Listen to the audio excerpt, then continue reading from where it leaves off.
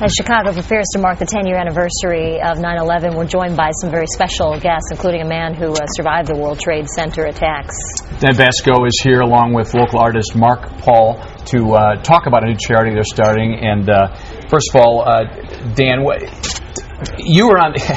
It's unbelievable. You were on the North Tower, in the North Tower, what, 57th floor, you were telling me at the time of the first plane hit. And maybe you could, first of all, before explain how this is all working, tell us about your experience and how you were able to survive.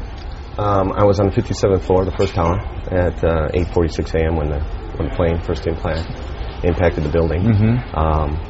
My immediate reaction was I wanted to find a stairwell and get out of there, and I did. Luckily, I found a stairwell within the first 4 or 5 minutes and was able to get out of the building.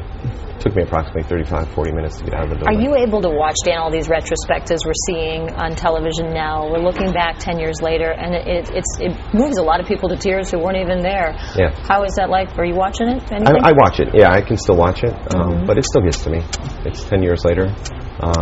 Some of the pain and some of the anguish has subsided, but it's always going to be there. Yeah, for sure.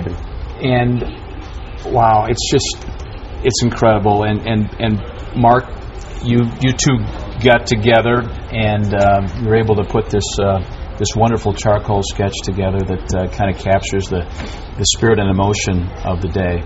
Yeah, definitely. Yeah, let's take a peek at that. In 2003, I drew this for a little girl that had a brain tumor, and I had a bunch of firefighters at the fundraiser ask me about buying one and purchasing one for their firehouse and so on and so forth. So I decided to just start donating them and giving them away.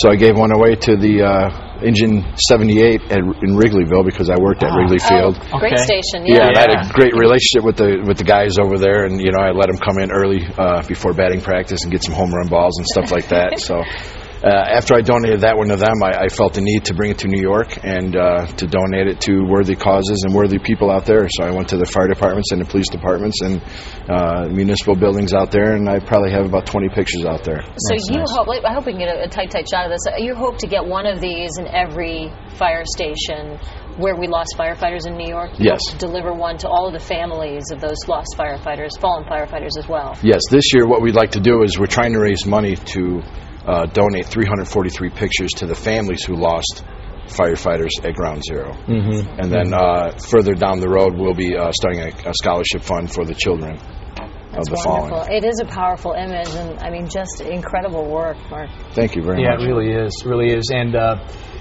how do you hope to actually make this happen? I know you're still trying to put this all together, but in terms of really reaching out and helping these kids, are you confident you can pull this off? And what kind of reaction do you anticipate getting?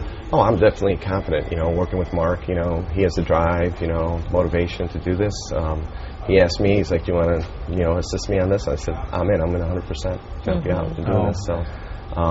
I'm very busy, but my time is spent. I do a lot of volunteering, but I'm going to help Mark out in every way possible. Obviously, the inspiration for it isn't hard to find. And tell us again your overall thoughts as we approach the 10-year anniversary this weekend, and what the most important thing maybe that we all should take away and try to remember as we move on here. Try to remember is remember the ones we lost that day. Remember the people that were the fallen firefighters, the Port Authority police officers, the New York police officers, and all the families affected by it. Because, family's important. When I got back home, it's just I wanted to be surrounded by my family. Those are the first things, most.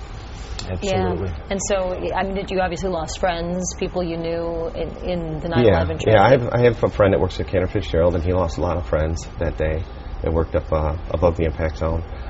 We actually lost one lady on our floor. We never... were able to get her out in time.